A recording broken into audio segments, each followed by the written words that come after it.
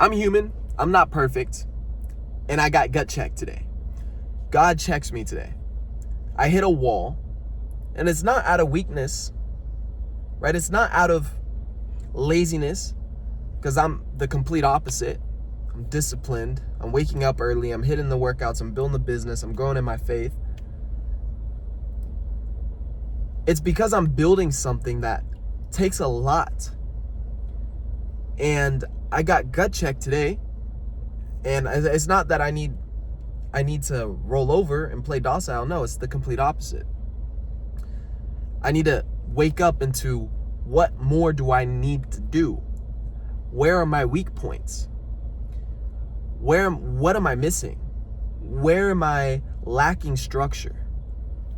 And within this, you can uncover what God is trying to teach you when you seeking for the answers and you're asking these questions. So I got gut checked today multiple times, and it's not out of, like I said, it's not out of weakness. And when this happens, your response matters much more. The questions that you ask is much more. Not why is this happening to me, or what went wrong, but how are you going to grow from it? What is the meaning? What is the purpose? What do I need to pull from this experience, this gut check? God gave me grace.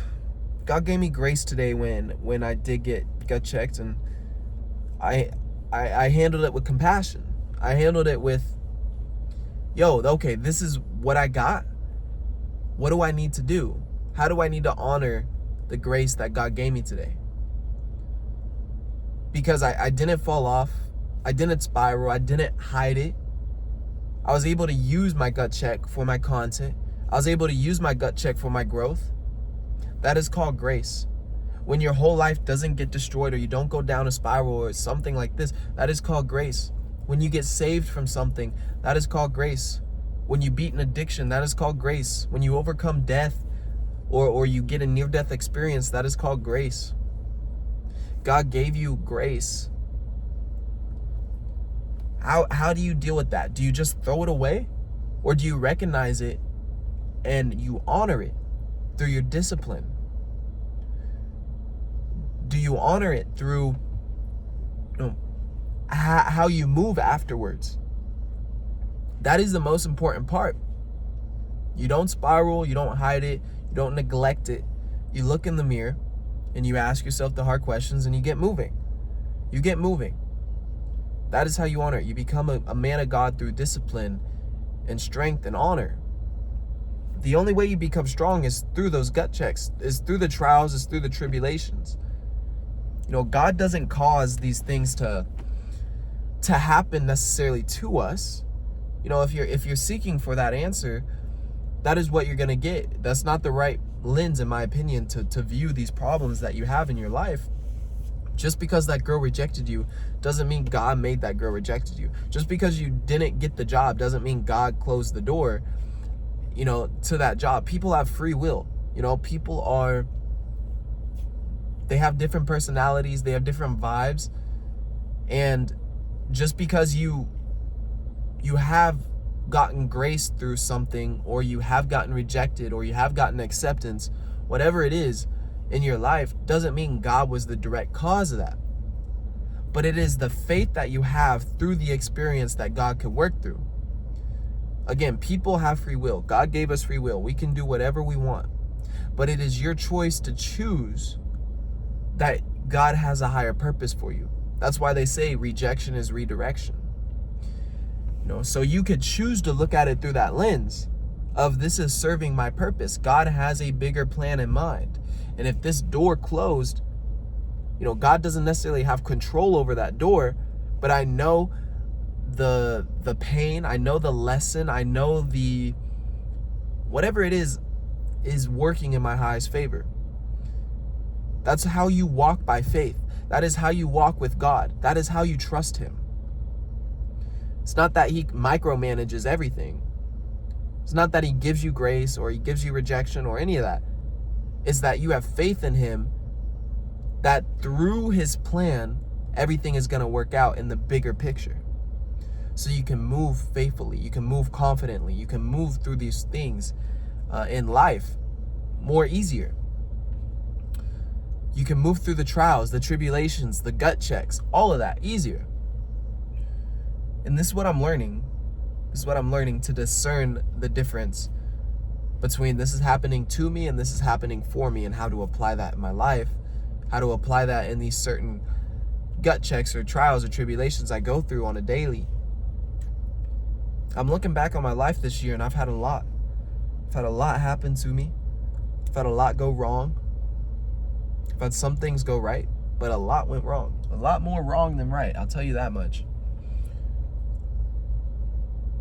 And I see all these corny quotes of God gives his toughest warriors the most, the most storms to go through or something. That's so corny. That's so corny, but in a sense, it's true. I see these influencers posting in their nice penthouse and saying, God gives his toughest warriors the toughest storms. I'm like, bro. And he's saying, oh, I had to fly here. I'm like, bro, you don't know tough. Tough is eating absolute dog doo-doo every year for the last 5 years in business. Tough is losing an ACL. Tough is watching your parents get divorced. Tough is having to put your cat down, because your mom ran over him. Tough is a lot more. Tough is seeing your parents struggle financially. Tough is going broke. Tough is being trapped in W-2s. Tough is all these things. And in a sense, when you go through these trials and tribulations in life, it is making you stronger, and God is making you stronger. He is, through everything that you're going through. But you have to choose to see it through that lens. It doesn't automatically just happen like that. It doesn't. You have to view it through the lens of, this is working for me. This is building me. This is growing me. And if you can see it through that lens, everything else is going to work out in your favor. Everything. Doesn't matter what you're going through. Everything is going to work out for you if you view it as that. You can search the web. I was talking to my guy, Samir. We were working out together. And he was telling me certain things about life and everything. I'm like, bro, if you search the web and you type in, why can't I? XXXXX, whatever it is. Or why can't I? XXXXX, whatever it is. You are going to find 1,000 different results for that same thing. For the same thing. So, it's your choice. I choose to constantly look at the way of, why can't I do this? Not why can't I? I'm constantly searching for, how can I? Why can't I? What can I? All these things versus can't I? And yes, obviously there's laws of the universe that you have to abide by. Obviously there's common sense. Obviously there's these things. But for the majority of the time, you can figure out almost any problem if you search for the solution. But if you search for the problem and why you can't solve it, okay, you're going to be right either way. Either way. Either way. That is how the world works. That is how manifestation works. Manifestation is just you seeking for an answer and finding it. You manifested it, right? In reality, you just sought for the answer. And you got what you got. If you go out looking for trouble, you're going to find trouble. It's truth. It's truth, bro. It's all around you. Everything's all around you. But if you go out seeking for good, if you go out seeking for God, you're going to find him. Two different things, much different areas. You'll find them both in the same world. If you are not of this world, the enemy is going to come after you. If you are in God, if you are growing in spirit, and you are not of the world is going to be your enemy. That is by default. Because the world does not like people who are of faith. In a world of pessimism, in a world of negativity and darkness, and you're walking in lights, that's going to shine, my friend. The enemy is going to come for you. And this was what the teaching was over today in church. Pastor was saying, in a world of confusion, be clarity. In a world of anxiety, be calm. In a world full of darkness, be light.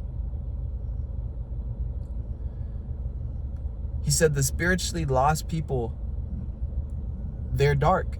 Their light is shut off. Right? If you're confused, it's dark. You don't know where to go. But if you have clarity, if you have faith, and you have these things, you're going to shine, and the world is not going to like that.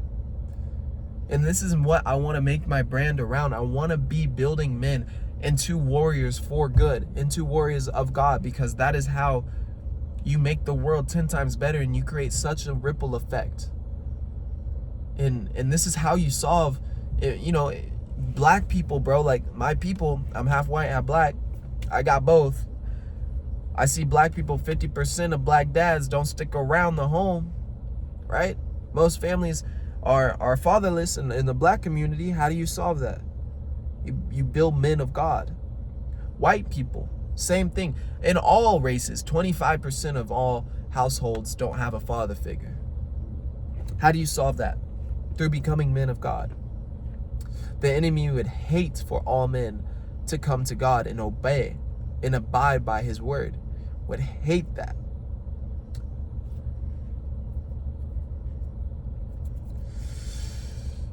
So, this is just an example.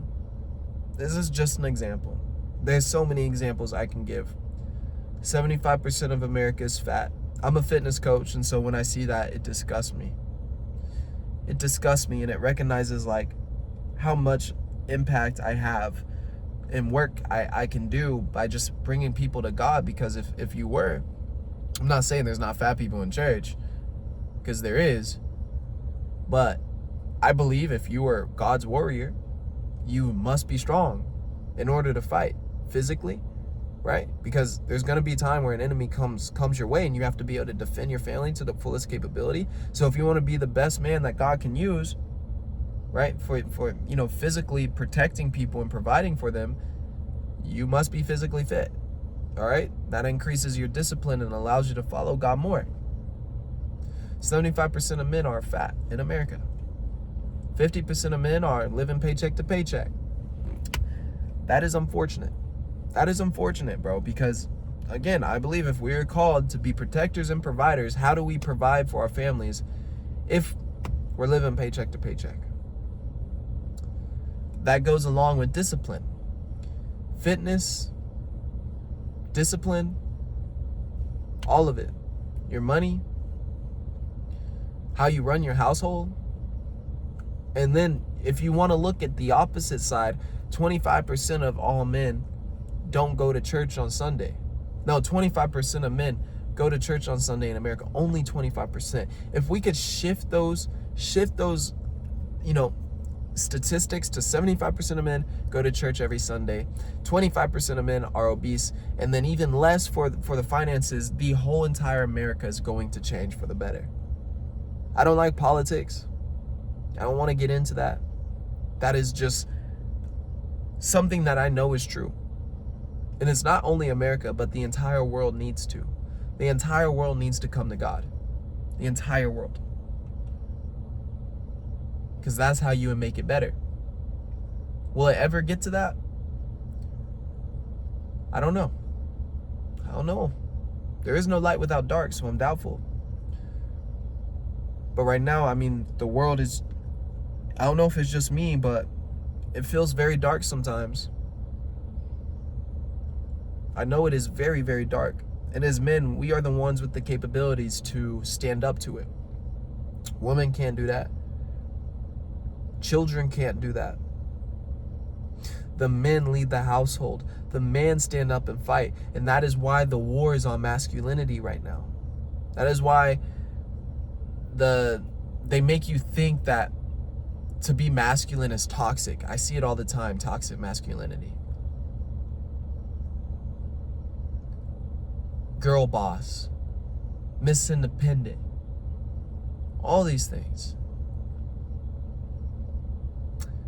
So, I hope this message hits you. I hope you internalize it. I'm a fitness coach. I am building men of warriors to fight for the good and stand in the gap between good and evil, to be able to fight for God. If you want to build yourself into a warrior, physically, mentally, spiritually, DM me on Instagram and let's talk, and let's see if the Forge program is a good fit for you.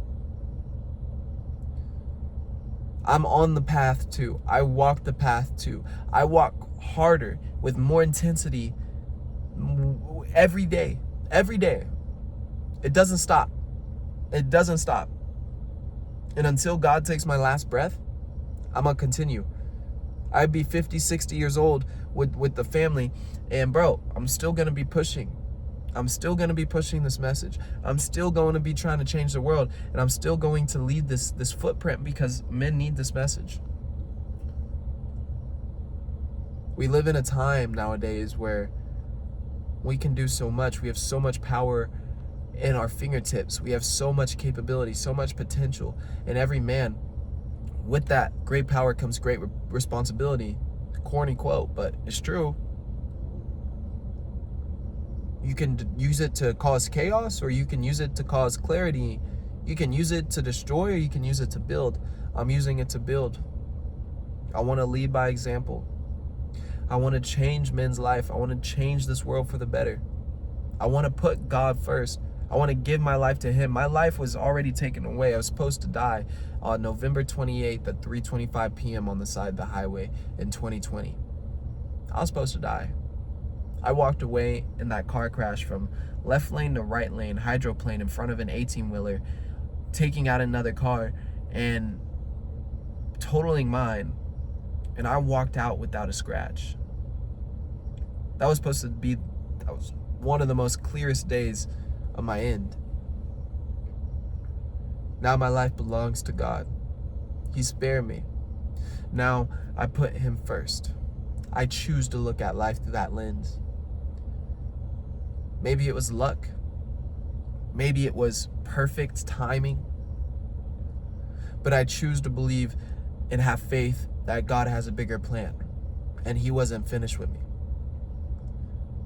So that is going to be the end of this video.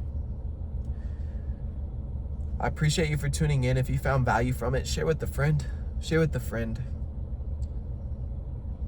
I'll see you on the next video, guys. Till then, stay dangerous. Bye for now.